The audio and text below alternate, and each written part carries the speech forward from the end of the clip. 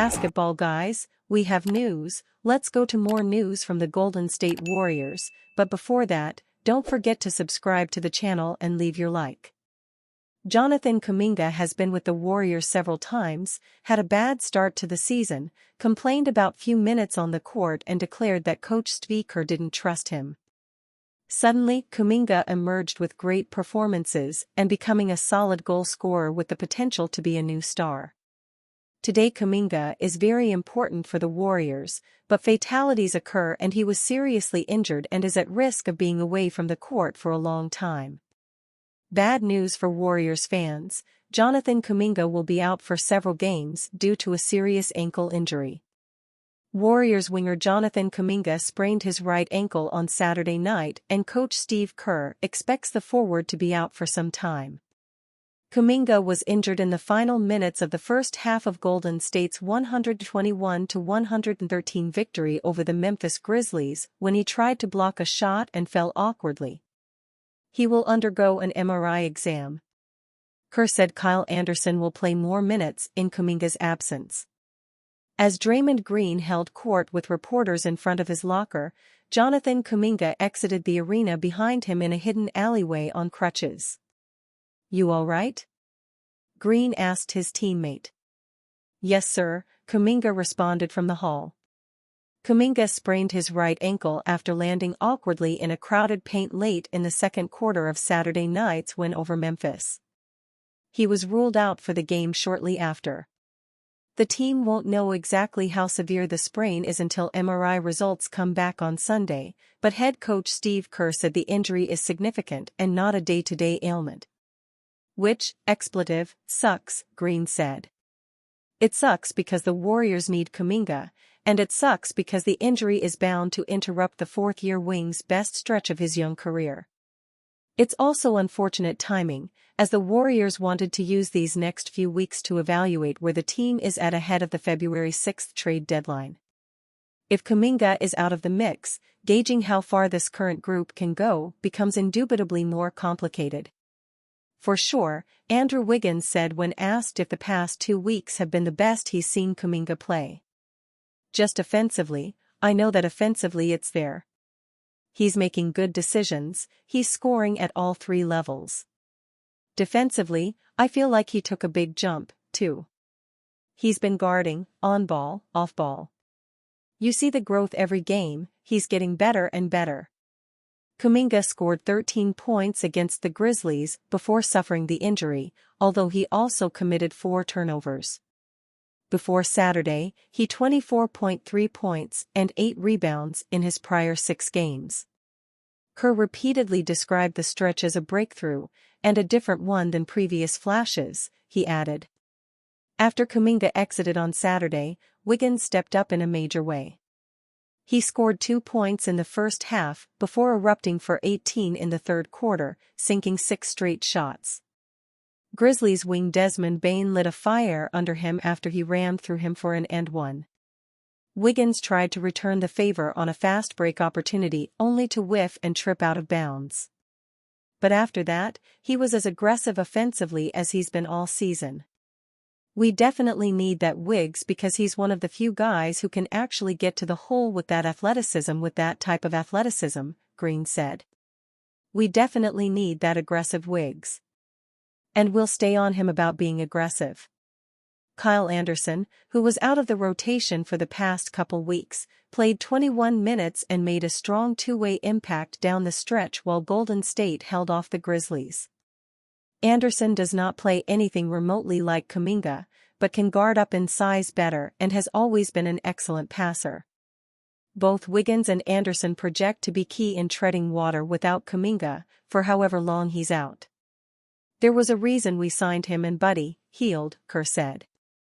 "We added a lot of depth for this reason, to be able to withstand some injuries. It's going to be tough. JK has been playing the best basketball of his career these last couple weeks. So we're going to miss him, but Kyle will fill in well." How the Golden State Warriors beat Memphis Grizzlies without Stephen Curry. Andrew Wiggins scores 24 points to lead the Warriors to an impressive win over the Grizzlies.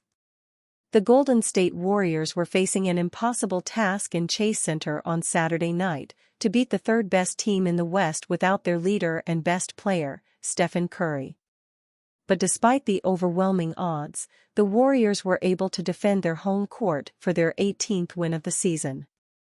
Having met in the playoffs before, these two teams have a pretty extensive history, and it showed tonight in the form of a hard-fought, intense showdown. Both teams went back and forth all night, trading runs until the fourth quarter when the Warriors could finally pull away. Curry was a scratch from the game due to a bilateral knee injury, and while they missed his game tonight, others stepped up to provide what was needed. Andrew Wiggins was tonight's MVP with 24 points, 3 assists, 2 rebounds, and 4 steals on 9-17 shooting. Dennis Schroeder dropped 17 points, 9 assists, and 3 rebounds in 36 minutes, while Lindy Waters III contributed 16 points, 3 rebounds, and 2 assists on 6-7 shooting. For the Grizzlies, Jaren Jackson Jr. led the way with 23 points, 9 rebounds, 2 assists, and 2 steals on 11-21 shooting. In the backcourt, Desmond Bane finished with 22 points, 10 assists, and 4 rebounds in 35 minutes of play. Off the bench, Jake LaRavia dropped 17 points, 10 assists, and 4 rebounds on 5-8 shooting. The Western Conference is deeper than ever, and even though they are far apart in the standings, the Grizzlies and Warriors aren't that different when it comes to depth, talent, and potential to make a run this season. In this game, we saw why the Warriors are a threat to any team in the West, even without Steph to save the day. It's no secret that the core of Stephen Curry and Draymond Green aren't quite as young and durable as they used to be. Fortunately, the Warriors have made some moves to add some depth and support around their stars in the form of high-value role players like Buddy Hield, Kyle Anderson, and Dennis Schroeder. Without Curry, the Warriors need someone to step up tonight, and multiple players were able to help make up the difference in his absence. Specifically, it's Buddy Hield and Dennis Schroeder who kept the Warriors in control of the game, combining for 31 points in the backcourt. With everyone hitting their shots, the Warriors shot 52.4% from the field, and if they can get that kind of shooting from the role players on a nightly basis, it will set the Warriors up for a major rise in the Western Conference. Between this game and the win against the 76ers, the Warriors are undefeated in the new year thanks to a simmering offense that is operating at maximum efficiency.